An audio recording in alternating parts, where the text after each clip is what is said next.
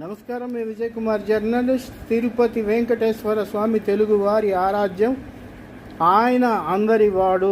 ప్రతి మతం, హిందూ, ముస్లిం, ఇతర మతాలు కూడా ఆయన్ని ఆరాధిస్తుంటే స్వామివారిని ఒక్కసారైనా జీవితంలో చూసి తరించాలని, ఆయన ప్రసాదం ఏటా అయినా చిన్న ముక్కైనా తినాలని తహతహలాడుతుంటాయి. హిందూ మిత్రులకు స్వామివారిని దర్శించుకుని వస్తే నాకు ప్రసాదం ఎక్కడికి ఇవ్వలేదేంటని ప్రశ్నించే ముస్లిం సోదరులు ఉంటారు, ఇతర సోదరులు ఉంటారు. పైపెచ్చు ఆయన ముస్లిం వనితతోటి వివాహం చేసుకున్నారని ముస్లింలు కూడా ఆయనకి సారి తీసుకెళ్తూ ఉంటారు. అటువంటి స్వామివారి ప్రసాదాన్ని ఎంతగానో అందరూ స్వీకరిస్తారు. ఆ ప్రసాదాన్ని జంతు కొవ్వుతో తయారు చేయడం దుర్మార్గం. ఇందుకు బాధ్యులు ఎవరైనా సరే కఠినంగా శిక్షించాలి. ముఖ్యంగా ధర్మారెడ్డిని కీలకంగా విచారించాలి.